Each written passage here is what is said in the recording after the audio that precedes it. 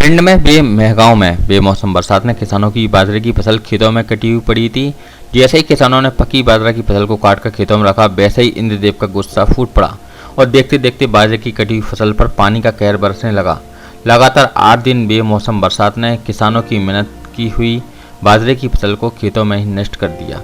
जब 2 दिन से मौसम साफ होने के बाद खबर हर्पल न्यूज की टीम किसानों के बीच पहुंची तो किसानों के खेतों में कटी पड़ी हुई बाजरे की फसल को देखा तो बाजरे के भुट्टे में ही जमोनिया जमकर दूसरी फसल तैयार होने लगी।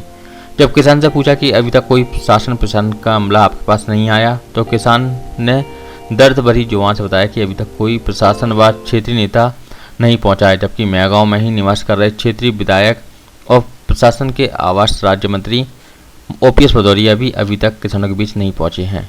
जब मेहगांव एसडीएम अरुण अवस्थी से किसानों की हुई फसल बर्बादी के बारे में पूछा गया तो उन्होंने दबी जुबान से कहा कि पटवारी से निरीक्षण करवाते हैं।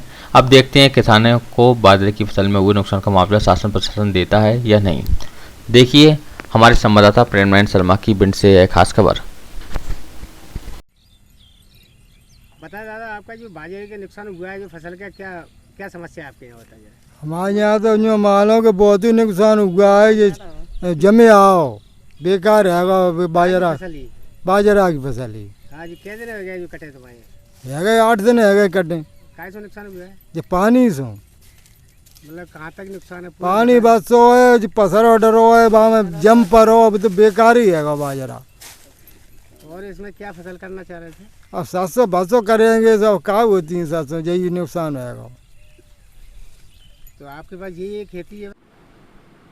सर बताएं, जो किसानों की बाजरे की फसल जो नष्ट हुई है उसमें क्या करना है? विगत दिनों जो बारिश हुई है उसमें कुछ किसानों ने हमें ये ऐसी खबर दी है, सूचना दी है कि उनके बाजरे की फसल में नुकसान हुआ है और हम इसकी तस्दीक करा रहे हैं और कृषि विभाग के और राजस्व विभाग के दोनों अमले को हम क्षेत्र में भेज रहे हैं और अगर नुकसान पाया जाता है तो फिर आरबीसी 6004 के तहत जो भी प्रावधान है उसमें हम नियमानुसार कार्रवाई करेंगे। कैसे सर, जो अभी खाद की भी किल्लत ज़्यादा चल रही है, इस पर आप क्या कह रहे हैं? नहीं, अब खाद की कोई किल्लत नहीं है, हमारे पास पर्याप्त मात्रा में खाद है, नंबर 1।